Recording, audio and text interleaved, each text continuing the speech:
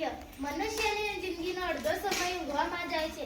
બાકીના અડધા સમયમાં તેને ભણવા માટે, જીવન નિર્વાહ માટે તેમજ અન્ય પ્રવૃત્તિઓ માટે સમય ફાળવવો પડે છે. સમયની મૂડી દરેક પાસે એક સરખી જ હોય છે. જે વ્યક્તિ તેને કરકસરથી, યોજનાપૂર્વક અને વ્યવસ્થિત રીતે વાપરે છે તેને જીવનમાં સફળતા મળે છે. જે વ્યક્તિ સમયને આડેધડ અવિચારીપણે વેડફી નાખે છે તેને જીવનમાં નિષ્ફળતા મળે છે.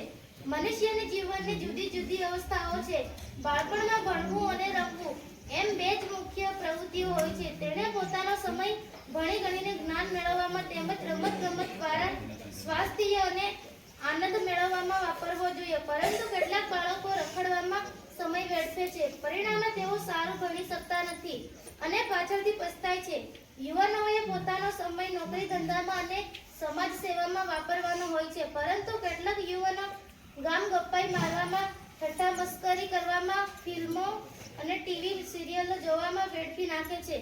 પરિણામે તેઓ અનેક કુટેવોમાં ફસાય છે અને તેમાંથી બહાર નીકળી શકતા નથી. પાછળથી તેમને સમયને સદુપયોગ ન કરવા માટે પસ્તાવો થાય છે, પરંતુ એનાથી કોઈ ફાયદો નથી.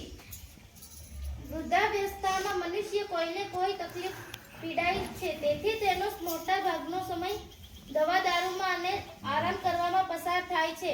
બહુ ઓછા વૃદ્ધો સમાજ ઉપયોગી પ્રવૃત્તિઓ કરી શકે છે. સમયનું વહેણ કોઈની પણ રાહ જોયા વિના સતત વહેતું રહે છે. વરસાદના દિવસોમાં ખેડૂત સમયસર બી ન વાવે તો અનાજ ન પાકે.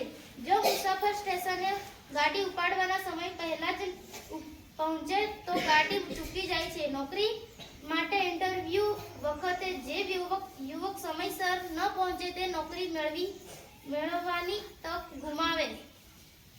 નવરું મન ભૂલનું કારખાનું અને નવરો બેઠો નખો વાળો.